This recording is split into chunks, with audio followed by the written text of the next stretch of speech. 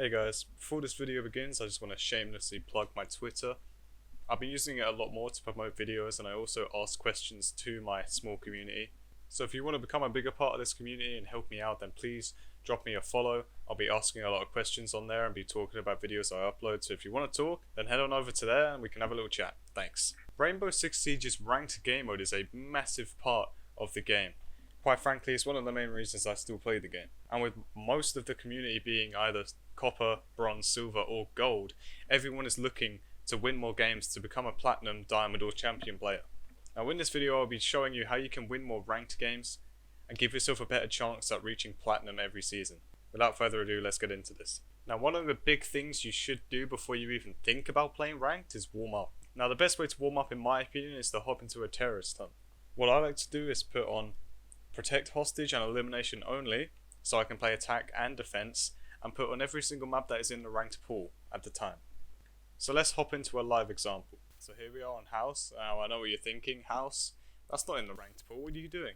Now yeah, I might be a bit of a hypocrite doing this, but I keep house in just because house is a fun map to play, and I just so happen to get it. So right when you spawn in, what you want to do is you literally just want to rush in and aim for the head, work on your aim. This is mainly for aim, not for actual ranked tactics. Playing Sophia here.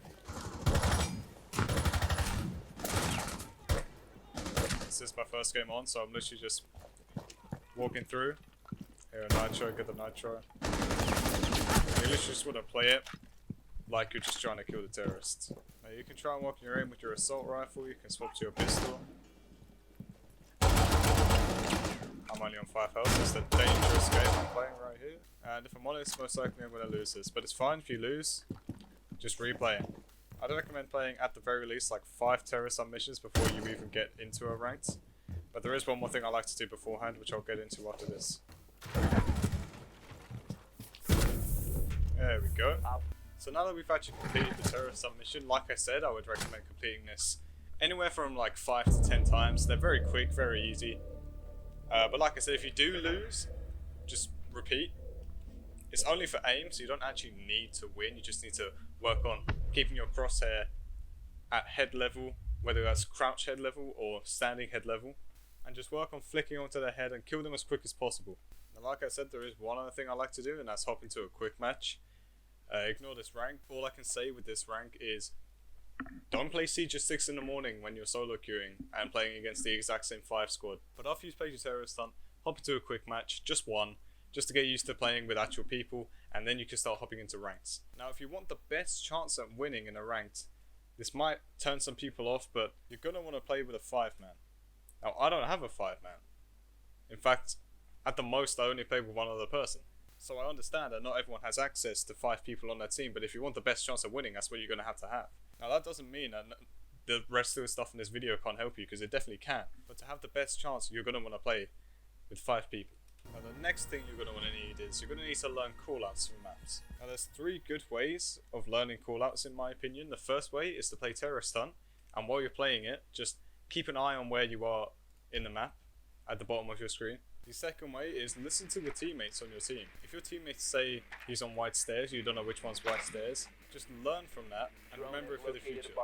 The third way is to look up websites such as r6maps.com. However, they can be outdated at times because of how often maps get reworked, and just look at the callouts on that. So if I was to recommend some maps for you guys to learn, I'd recommend starting off with maps such as Cafe and Coastline. They're 2 very easy maps. Cafe is quite big, however some of the callouts are pretty basic, plus it's a very good map to play for ranked. Now Bank was probably the first map I actually learned most of the callouts for, and they're 3 very good maps to learn because they're always usually in the ranked pool. So you should be able to do something like this. Your teammates should be around you. You can say I'm blowing open red hatch. As you can see, the hatch leads to red stairs. Say you're dropping red, moving into cigar shop. And you can either go to new balcony over here. You can call it new balcony or cigar balcony, because it's new hatch. And you know, let's say I want to push site. I can come over here, see where people are playing, and then say I'm pushing onto bar. I'm on site. Tell your team you're on site. If anyone on your team says they're on site, you're going to want to push there. Because once you secure site, you've basically won the game. Especially for bar, right here, good thing to do is if you can either vault through skyline or drop red hatch or just somehow control the site, and you have a teammate on roof still, just plant here And once you plant it, they can watch it from Skylight or plant anywhere across here, and then if anyone tries to defuse it, bang, they're dead from Skylight. What I'm trying to say is, you need to know your maps. You should be able to run around the map, and just before you get there, say the places you are, like white corridor, white stairs, reading room corridor, reading room. You go at me, you just want to say each room you're in. And if you didn't know, I've said it already, but if you didn't know, it says the callouts at the bottom of your screen every time you run into a room. As you see, that text changes. So red stairs, and we're looping back around. Cigar shop, cigar balcony, or new balcony, bar. Go over to cigar lounge, which loops back around to white corridor. You can blow this open here. Then we're in kitchen, or freezer for this part. Freezer is a hatch, very important to watch. And then this whole place is just called kitchen, in my opinion. Okay, so we've talked about callouts. We've talked about aim and warming up. Now we're going to combine the callouts with another aspect that is extremely important for an attacking phase, and that's droning. A lot of people forget to drone, and it's super important to drone. It can save your teammates, it can give you valuable information, and it can get you some free kills as well. So what you want to do in the prep phase is you want to find site, but if site's already found, either get your drone in a good position for where you're going to enter or bring it back to you. You don't want to waste your first drone, it's very important. 2 drones can help you a lot. I mean, think about it this way, 2 drones is better than 1. You get double the chances of finding people. So in Pro League, there's many different roles that people have. There's entry fraggers, there's support entry fraggers, there's support in general. So let's give an example right here. So a good entry fragger would be Ash. A good support would be Thatcher or Thermite. The support's role is to just fulfill their task, which for Thatcher and Thermite is getting that wall open. Once you've got that wall open, you can do whatever you want. You can go roam, you can like flank them. You could just rush that if you wanted to, I wouldn't recommend it. Before you even fulfill your task, you want to drone in the entry fragger. So let's say the entry fragger's watching your drone. You're going to want to call stuff out, you're going to want to go like this. This is why it's important to know callouts. I'm droning out aquarium. You want to quickly flick onto places, aquarium's clear. Moving into billiards. Billiards is clear. Droning into hookah. And then you can be like, you know, could be an enemy in hookah, you can call them out, you can say they're in this corner, or you can pin them and then they can wallbang them. Moving into VIP lounge, and then let's say their site is penthouse, you know, you can find the people on site, tell your team, and by the time you come off your drone, half of their team might already be dead because you've done your job. And then obviously once you're done droning, you've got to fulfill your task, get the walls open, or if you're not playing a support player, clear out the rooms. Just maybe you don't want to drone too far ahead of yourself. So for example, if you did that all in one droning session, you droned aquarium, then billiards, then hookah, then VIP, then penthouse. By the time you're off your drone and you enter, there's probably a guy in billiards, in aquarium now. He could have come from luggage, or it could just come up cool vibes and just, you know, be waiting for you, and then you're dead. So you always want to make sure, just drone one room ahead of you. So let's say I'm in billiards, I'd probably drone, make sure there's no one in hookah. Just make sure no one's on cool vibes, and make sure no one's down this corridor. And if I had enough time, I'd very quickly swipe over VIP lounge, or if I know that everything is clear, I could literally hop on my drone here, very quickly look, and then come back in. Alright, so we've talked a lot about droning, which is obviously something you do on attack, but we haven't really spoken about anything on defense. Now, one very simple thing that everyone should be doing is utilizing their cameras. Much like drones, except from they don't move. Now you can combine these with other operators such as Valkyrie or Mozzie, and you can get some really good camera placements that can help you a lot in a game. Now if you're looking for some cool Valkyrie camera spots, I'll leave a link in the description to one of my most recent videos where I talk about mirror and Valkyrie spots. Now answer this question truthfully. How many of you on defense, straight away, when you spawn in, rush to the first wall you see and just start reinforcing? Now, although sometimes that may be a good thing, a lot of the time that's bad. On some rooms, on certain maps, you've used all your reinforcements and you still have like one left. It's not always a good idea just to whack that reinforcement down. So a couple things to think about. Have any of you heard people say never reinforce between sites? Now, I think that's completely wrong. I think you should reinforce between sites, just not fully. For example, a very common thing to do when you're playing billiards hookah is you want to use 2 reinforcements on this wall,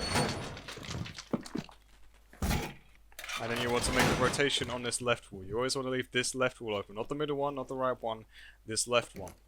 Now Castle's great because he has the super shorty now, so you can either use an impact or the super shorty. Now what I would probably do as Castle is I'd put a Castle barricade blocking off aquarium and luggage. I put a Castle barricade on an aquarium balcony. And maybe I'd put one on Hookah Lounge door. However, let me just make this clear, I am not a Castle player whatsoever. I do not play Castle. The main reason I prefer these two castles right here is because I'm usually playing a different operator and I'm playing aquarium. I'm watching if they hop from roof. If they bring out a drone, I usually just sit here. Sometimes, I mean, I don't know if I still have the clip of it. If I do, I'll put it on screen now. I'm not too sure. I probably deleted it. Yeah, I definitely deleted it. But once someone droned through aquarium, and they weren't the best player. This was in a ranked game, by the way. They droned past me. They checked behind the little bar area, but they didn't check behind the sofa. They drove straight past me. As soon as they entered, I just shot them in the head. But aquarium's a great place to play. It's where I play. So that's the reason, like, if these castle barricades aren't good, then just don't listen to me, because I don't play castle. But now you've got this rotation. Sometimes people like to make a hole, or some type of holes, maybe across the bottom, or one big one. Looking onto cool vibes. And sometimes you might have someone playing cool vibes. I'm seeing a lot of smokes in this area. So from cool vibes, obviously you can watch if anyone's going to come up. You can see it on the camera that's down here. Looking into a hallway. You can pick them off. You might want to put a Valkyrie camera right up there or one above you. And then if someone enters sight, usually what people do is they'll have a Monty. Monty will push through here. And a common plant spot is for someone to plant behind this spot where I'm standing right now. Which obviously if you have someone playing cool vibes, you just peek him and they're dead. So that's what I'm trying to say on defense is you always want to have rotations and holes for line of sights, which will give you the advantage in the game. Think about where you're reinforcing and think if it actually helps your team. For example, if you want to reinforce this back wall, what is that doing? Well, if they push into billiards, the player that's playing aquarium will be safe. It also means that the player from aquarium gets picked off and you have a castle here. They can't blow open this wall unless they have a thermite, habana or ace. Or, instead of reinforcing that, let's say I'm playing castle in this spot, since I'm castle right now. I'm playing here, I'm getting pressured. Or, you know, this is barricaded and I've just been told that they're entering hookah and they're planting. Quick impact. First of all, I can see right down to hookah now. And if this isn't barricaded, I can quick peek and then run this way. And let's say they're at the back of hookah, they can't see me from here. I can either rotate through a rotation hole, peek through a hallway doorway, just like that. And overall we're in a good position here. And if someone's playing cool vibes, they can back me up, maybe distract them, and I can get an easy kill. A big thing in Siege is vertical gameplay. Now I'm on defense right here. You could do this on defense or attack. Let's say they're pushing hookah now. If you have a good call out, yeah, you could shoot out the ground. If you're playing Pulse under an objective, Pulse has a nitro cell and he can see people's heartbeats with his heartbeat scanner. See them with a heartbeat scanner, throw a nitro cell up, blow them.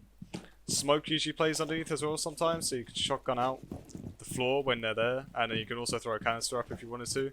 Since we're here and the site's in hooker as well, never plant on hatch, especially if the hatch is soft. Never plant on hatch, because if someone plants on hatch and I do this, I've won the round. The diffuser drops and you instantly win. That's just a little tip if you guys didn't know that. But where vertical gameplay really shines is when you're in attack. Best two operators for this are Buck or Sledge. So let's say they're playing kitchen, you can come above right here, use Buck or Sledge to shoot out this floor.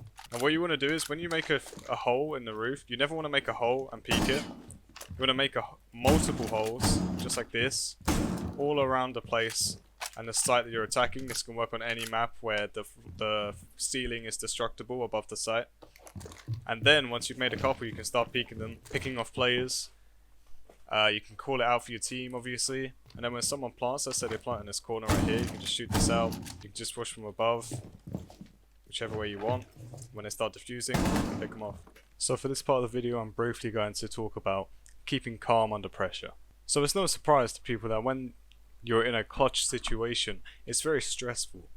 And it can be very stressful for most people. And when you're stressed out, your aim's all wibbly wobbly, as I say, you know, your hands shaking, you don't know what to do, you're freaking out. Now what I do, and I think it could help a lot of you people out there, is literally while I'm playing the game, after about 3 or 4 kills, and I'm about to get the ace, I just take a deep breath, I go, and at that point, my mind's back in control, I'm thinking straight, my aim is on point, and I'm able to make good decisions. So just remember, if you find yourself in any of those stressful situations, just take a deep breath, think normally, don't overthink things, that is also important, and just play how you would usually play. Now that's where I'm going to leave it for this video. If you enjoyed this type of video, please leave a like, comment down below what you would like me to explore next, such as certain strategies for certain operators, or how to play a certain aspect of the game, and just let me know what you thought of this video. I'd gladly take any feedback or criticism you have, as it will help me grow and improve. And overall, I just want to thank you for watching. I'll see you guys in the next one.